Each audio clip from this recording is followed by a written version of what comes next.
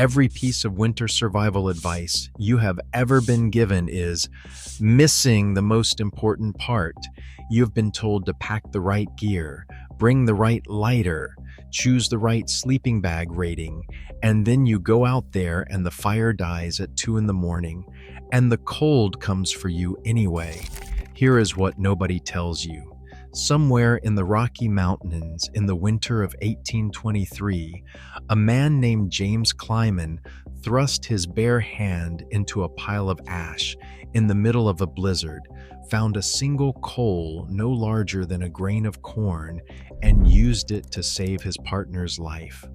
One coal, one night, one technique that took less than 20 minutes to set up. And it still works today, exactly as it did 200 years ago. What Clyman knew, and what we were never taught, is what this entire video is about. James Clyman was not a man who made mistakes twice. He was a Virginia-born frontiersman who rode with the Ashley Henry Fur Brigade into the Rocky Mountains in the early 1820s, trapping beaver in country that had never seen a white face. By 1823, he and William Sublette were camped near the Wind River Range in present-day Wyoming when a storm rolled in faster than either man could have anticipated. The temperature dropped hard. The sky went white. They had killed a buffalo at sundown, and their hands were already numb from the field dressing when they reached for the flint and steel to strike fire. Their fingers could not close around it. They tried firing a rifle into a patch of dry grass, a documented emergency technique among mountain men of that era, and failed. What Clyman did next is recorded in his own journal. He crouched into the snow, dug through the ash of a fire built the previous night, and found a single surviving ember. Not a flame, not a spark. A coal, buried under ash, still alive. He carried it to timber 4 miles away, nursed it into kindling with his breath and shaking hands. And by the time they reached an abandoned Indian shelter, William Sublette, who had gone rigid and silent in the saddle, was revived by broiled buffalo meat cooked over a fire that should never have been possible. Sublette lived, Clyman moved on, and the knowledge that saved them, the banked coal, the ash insulator, the deliberate system beneath every fire they built, was never formally written down anywhere anyone thought to look. It was just known. It lived in the hands. So before we go any further, I want to ask you something directly. Have you ever been out in cold weather, built what felt like a solid fire, gone to sleep confident, and woken up at 3 in the morning shivering in total darkness because it burned out while you slept? Put that in the comments right now, because what you are about to discover will completely change how you understand fire, warmth, and what these men actually knew that we have almost entirely forgotten. This is not survival theory. This is the operating system behind one of the most reliable overnight fire methods ever used by human beings in genuinely brutal conditions, and almost nobody is teaching it anymore.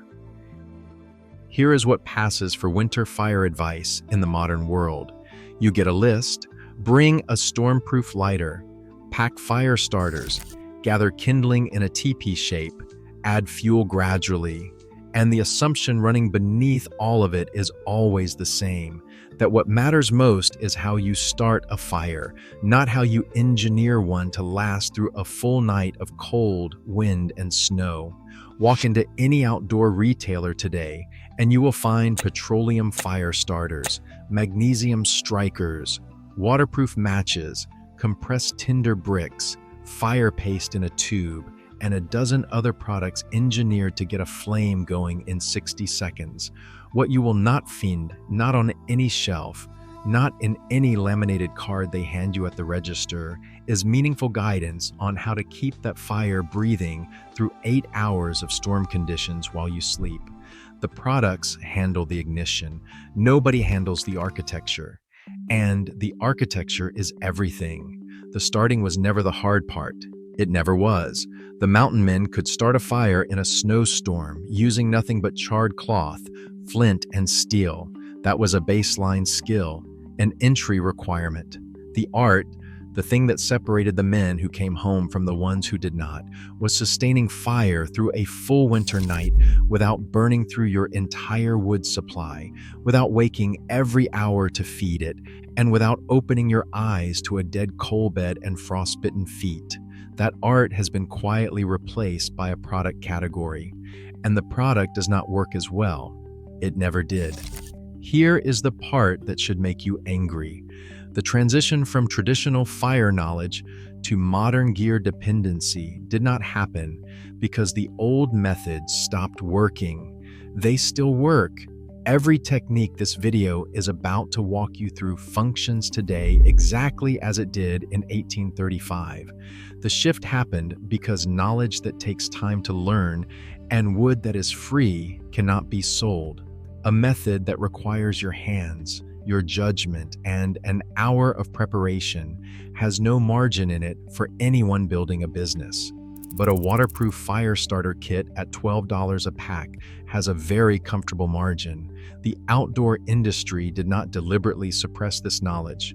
It simply had no financial incentive to preserve it, so it faded. And when it faded, the people who went into the cold went in armed with products instead of principles. Products fail in the conditions that matter most. Principles do not. This was not your failure. You were handed an incomplete system and told it was complete. Let's get into the actual system. To understand it properly, we need to go back to the journals. Rufus Sage was a journalist who spent years among the mountain men in the 1840s, and his book, Rocky Mountain Life, published in 1846, contains one of the most precise written descriptions of a frontier winter camp ever put to paper. Sage describes the ideal camp as located in a spot sheltered by hills or rocks, positioned near timber, providing what he calls an abundance of dry fuel. The shelter, a skin-covered frame the trappers called a shanty, always faced the fire directly, not sideways, not at an angle. Directly facing it, close enough that a man lying in his bedroll felt radiant heat on his face without sitting up. Behind the fire, on its far side, hung a drying rack for meat and wet clothing. The entire camp was physically organized around one engineering principle: capture as much radiant heat as possible and waste as little of it as physics would allow. That is not casual comfort, that is thermal management shaped by survival. Here is where it gets genuinely remarkable. The specific fire design these men used is what modern bushcrafters call the long fire, and it operates on a principle of heat transfer that most people today have never been taught. Heat from a fire does not primarily reach your body through the air around you. It reaches you through radiation, invisible infrared energy that travels in straight lines, exactly like light, striking solid surfaces and converting directly to warmth. Convective heat, the warm air rising from a conventional campfire, travels straight up. It heats the sky. It is almost entirely useless to a sleeping person lying at ground level. The radiant heat is the only heat that matters when you are sleeping. A conventional teepee fire radiates in all directions equally, which means the vast majority of its energy goes somewhere you are not. A long fire solves this with brutal elegance. 2 or more large logs, at least 8 inches in diameter, are laid parallel with a gap between them, oriented so the full length of the fire runs alongside the full length of your sleeping body. Fire burns in the gap. A deep coal bed develops along the entire channel. Those 2 log faces radiate heat inward toward each other and outward toward you simultaneously. Think of the difference between a single bare bulb hung from a ceiling and a strip of heat lamps running from your head to your feet. The energy output may be similar, but the experienced warmth is not even close. Osborne Russell, who trapped the Rockies for 9 years from 1834 to 1843, and kept one of the most detailed journals of any fur trade era. Mountain Man describes standard large brigade winter camps as 6 men to a lodge, fire burning at center, with camp keepers whose sole job was maintaining that fire through the winter months. The fire never went out in a working camp. That was not luxury, it was operational survival. The coal was the heartbeat of everything, and the technique that kept it alive through the night without anyone tending it was banking. Before sleeping, you cover the coal bed deeply in ash. The ash acts as an insulating blanket over the coal, trapping its heat the way a down jacket traps body heat. Then you lay 2 or 3 large, dense hardwood logs across the ash layer. Those logs do not burst into flame. They catch slowly over hours, drawing heat upward through the insulating ash, feeding the coal bed gradually from above, while the coal feeds them from below. By morning, if the banking was done correctly, the fire is not dead. It is not even weak. It is waiting. Now let's talk about the wood, because this is where most people make the single most costly mistake of any cold weather fire and never know it. Softwoods, pine, spruce, fir ignite fast with a brilliant flame that looks exactly like the fire you want. They also burn out in roughly a third of the time of a comparable hardwood log and leave almost nothing in terms of usable coal. A pine fire is a beautiful fire. It is also a fire that will be dead before midnight in serious cold. Rufus Sage praised dry aspen specifically by name in his journal for its clean, smokeless burn. But for sustained overnight heat, the real prize was always dense hardwood: oak, hickory, black locust, Osage orange. These species produce between 18 and 32 million BTU per cord, roughly double to triple the heat output per volume of softwoods. More critically, they produce thick, deep, long-lasting coals. That coal bed is not a byproduct of the fire. It is the entire purpose of the fire. It is what you are building toward from the moment you strike the first spark. Hardwood charcoal has extremely low thermal conductivity, meaning heat moves through it very slowly. It does not surrender its energy to the surrounding cold air quickly. It holds it. When ash is packed over the top of that coal bed, you have created a thermal storage system capable of maintaining usable heat for 6, 8, sometimes 10 hours without additional fuel. When James Clyman reached into that ash pile in the Wyoming blizzard, he was not guessing. He was applying a principle tested across uncountable winters by the indigenous peoples whose knowledge the mountain men absorbed and in many cases literally relied on for their lives. That cross-cultural transfer of fire knowledge gets almost no attention, and it deserves far more. Jim Bridger married Flathead and Shoshone women over the course of his life. Kit Carson married Arapaho and Cheyenne women. These were deep, sustained immersions into cultures that had been perfecting cold climate fire management for generations, across millennia of accumulated knowledge. The Pekuni, known today as the Blackfeet, carried live fire between camps and buffalo horns lined with clay insulation, a dual-ring fuel design using softwood on the inner layer for easy ignition and hardwood on the outer for slow, sustained burn. Plains tribes constructed slow matches from braided sagebrush bark, cattail down, and cottonwood bark that could smolder under a blanket for hours on the trail. These were not improvised tricks. They were engineered systems developed over thousands of winters and refined through consequences that did not allow for error.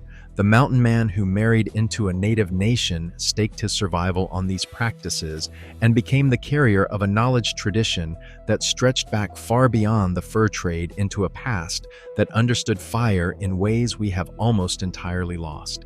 If this is landing for you, hit the like button right now. This channel exists to recover exactly this kind of knowledge, and every like puts it in front of someone who needs it. The timeline of what was lost is not ambiguous. The golden era of the Rocky Mountain fur trade ended by 1840. The networks of knowledge that sustained the mountain man dissolved along with the economy that supported them. By the late 19th century, Cheap mass-produced stoves, coal-based fuel, and eventually fossil gas had made it unnecessary for anyone in ordinary life to maintain an open fire through a winter night by skill and judgment.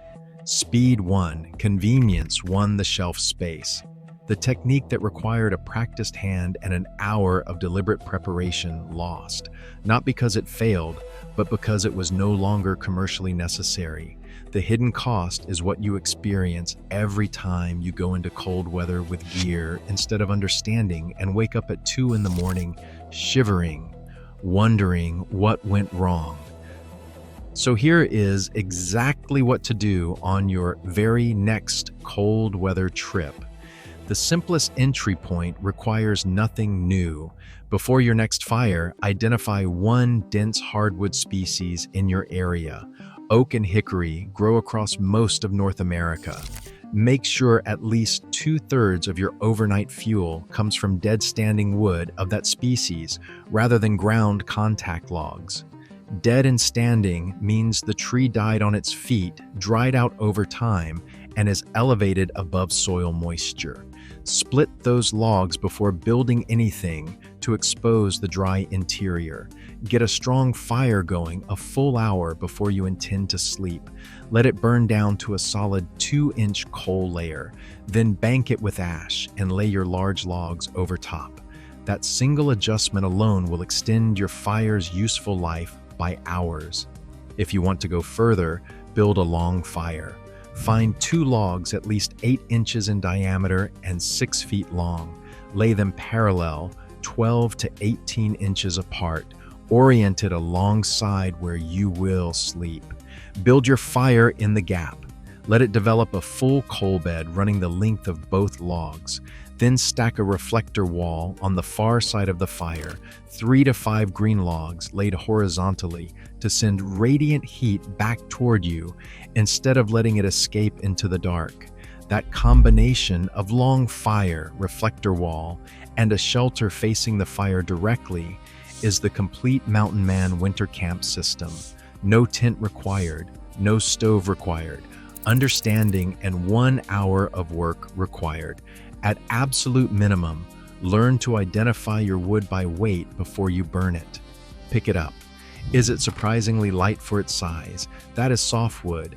It will not last a serious winter night. Is it heavy and dense, almost awkward to carry? That is your overnight coal producer.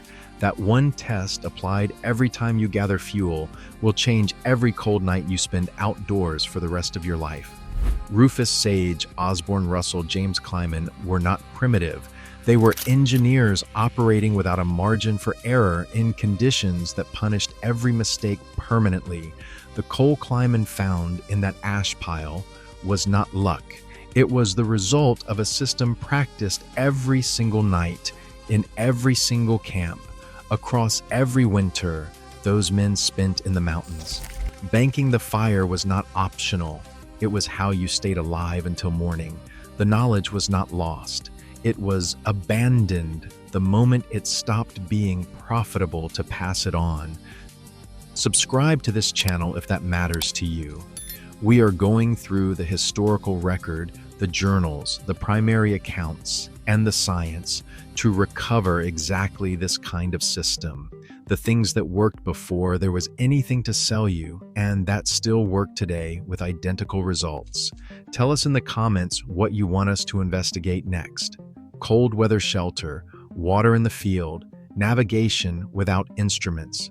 Whatever you want to know, we will find where the real answer was buried. The fire is still burning. You just have to know how to build it.